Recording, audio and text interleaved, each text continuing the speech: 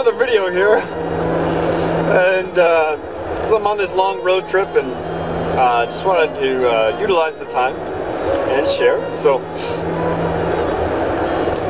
the theme of this series of videos is going to be spiritual strength, right? And spiritual strength is really the most auspicious thing you can have in this life, and in the kind of the large sense of the word strength, you know.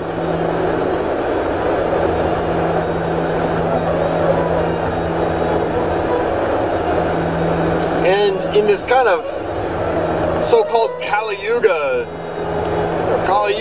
this kind of dark age where everything's backwards, you know, we have this notion that, you know, spirituality is weakness, you know, or somebody with a frail body is super sensitive. That's so sensitive that, you know, they can't go outside, or they can't go in the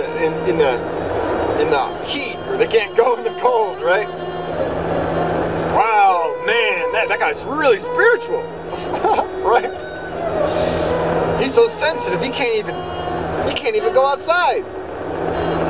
And that's not a function of real spirituality. Or, you know, the same thing with like mental concepts. You know, we have ideas that, you know, these spiritual ideas of, you know, aliens, these bad aliens, and, you know, they're taking over the planet, and there's just nothing we can do. Oh wow, yeah, you know, that's a spiritual idea.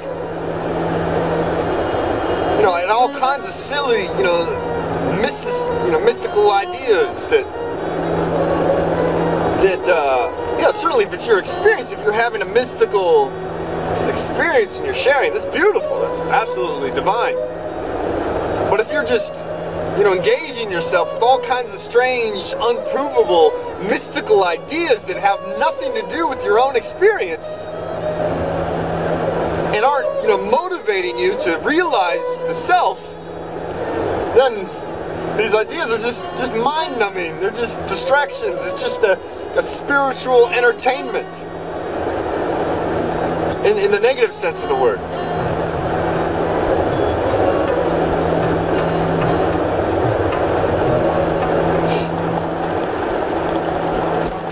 But again, we kind of had this idea that spirituality is just, you know, it's this kind of weakness, you know, like you're just this zombie, you know, you'll just, oh, if you're enlightened, you'll just be in this, you know, so-called quiet state, right?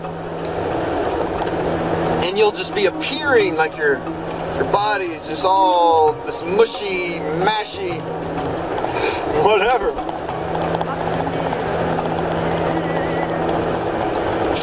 And the thing that I realize is that you know, it's not about having your body, you know, being this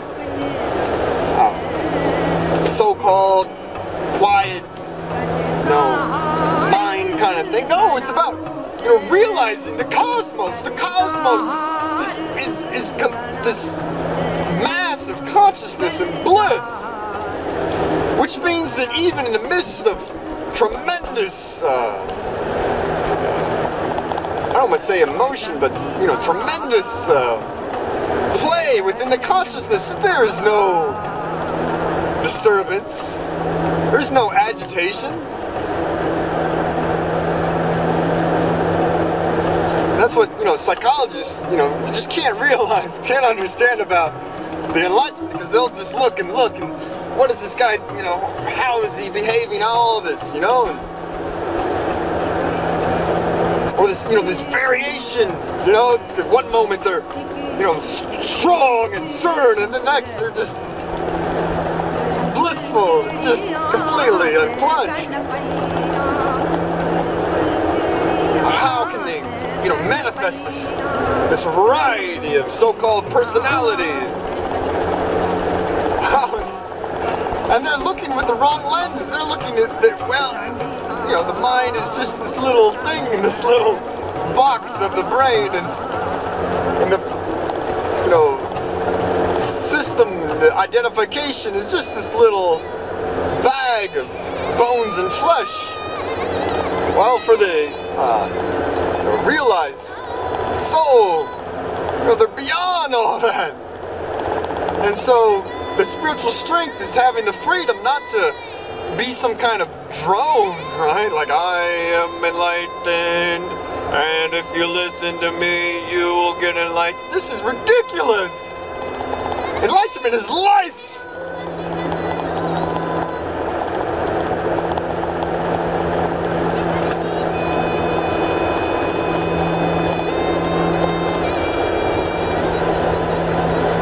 And it's expressive. You know, and it's not according to any kind of plan. You know, it's unique. You know, every master expresses uniquely, and it's just really what it is it's just kind of this lack of courage or lack of experience. Well, I know what I'll do. I'll just act like I'm really still, and you know, I'll just you know, get all in this so-called apparently spiritual mode, and then yeah, people will think I'm spiritual, right?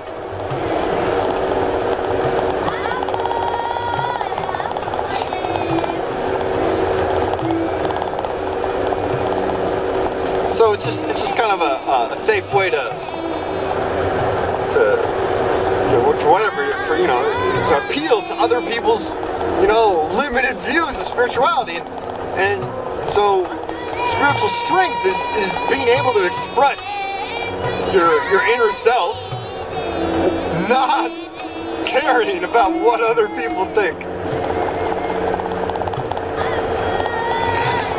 And, you know, what is this guy? Why is he expressing like this? What's up with that? Too much.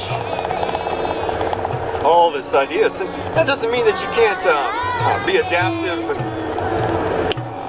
you know, in certain situations, or, you know, depending on who you're talking to, or, you know, where you are, or what country you're in. Whatever. Or if you're playing with a child, you know,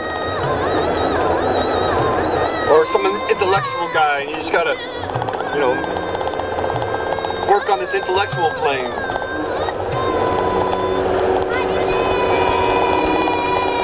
So spiritual strength is being adaptive, but it's not like taking your taking all the different views of people, and, you know, all their different ideas of spirituality, and trying to fit with that.